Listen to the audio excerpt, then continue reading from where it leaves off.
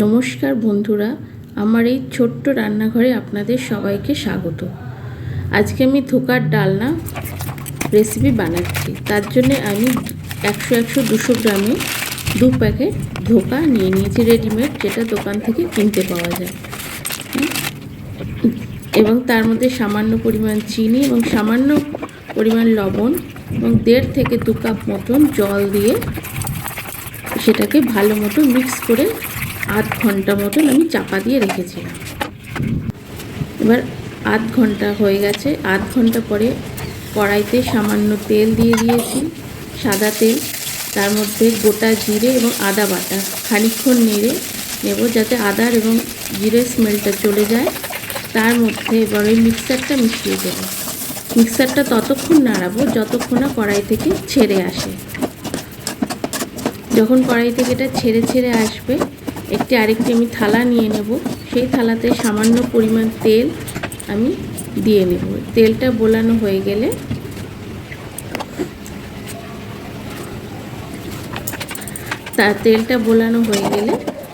তার উপরে এবার মিক্সারটা দিয়ে আমি একটা শেপ দিয়ে নেব।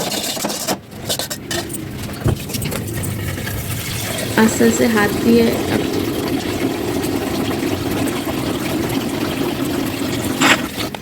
এটা শেপ দেওয়া হয়ে গেলে আপনি এটাকে সাইডে সরিয়ে রেখে দিন একটু ঠান্ডা হওয়া অবধি।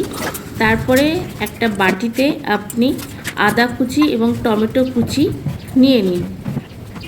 এবং আদা কুচি টমেটো কুচি নেওয়ার পর এটার আমি একটা পেস্ট বানিয়ে নিচ্ছি। পেস্ট আমার বানানো হয়ে গেল। অন্যদিকে ধোকাটাও ঠান্ডা হয়ে এসছে। এটাকে আমি একটা ছুরি দিয়ে দেখুন শেপ কেটে নিচ্ছি। ছুরি দিয়ে আমার যে শেপটা কাটা হয়ে যাবে। অন্যদিকে আরেকটা সাইডে আমি একটা বাটিতে ময়দা নিয়ে নিচ্ছি।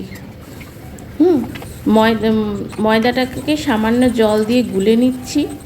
হ্যাঁ, এবং ময়দার মধ্যে এই ধোকার শেপগুলো আমি দিয়ে ভাজবো তেলেতে।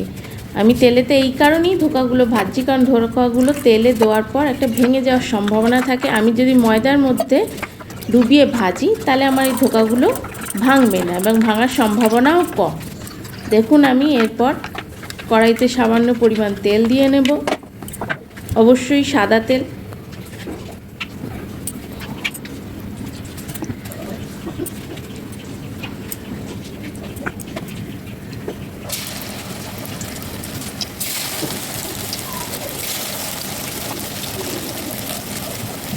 দেখুন, আমি কড়াইতে দিয়ে নিচ্ছি এবং এগুলো উল্টো পাল্টা করে একটু লাল লাল হওয়া অবধি ভাজবো।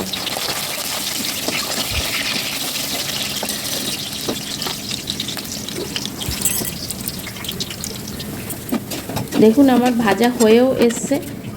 আর কটা আছে সেগুলো আমি ভেজে নিচ্ছি। সেগুলো লাল লাল হওয়া অবধি আমি ভেজে নেব।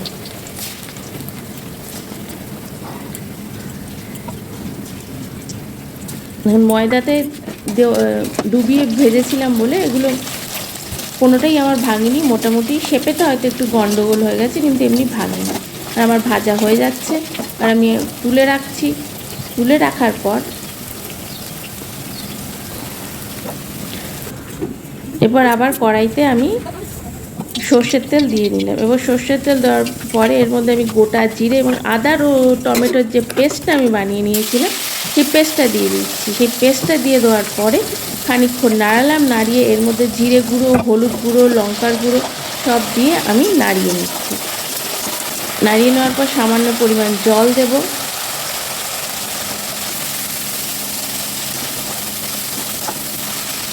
সামান্য পরিমাণ জল দেওয়ার পরে একটুখানি ফুটে এলে নুন দেব। খানিকটা ফুটে এলেই জলটা আপনি আপনাদের পরিমাণ মতন দেবেন, বেশিও দিতে পারেন, কমও দিতে পারেন। তারপরে আমি ধোকাগুলো দিয়ে দেবো, ভাজা ধোকাগুলো যে রেখেছিলাম। এবং নামানোর আগে সামান্য পরিমাণ চিনি দিয়ে দেবেন এবং একটু গরম মশলা ছড়িয়ে দেবেন। আমি সানরাইজের গরম মশলাটা, এটা আমার পার্সোনাল পছন্দ, তাই আমি ইউজ করি বেশিরভাগ রান্নাতেই।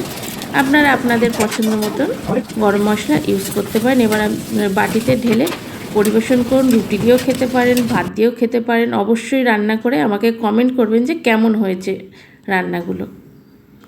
সকল বন্ধুদের আমি ধন্যবাদ জানাই।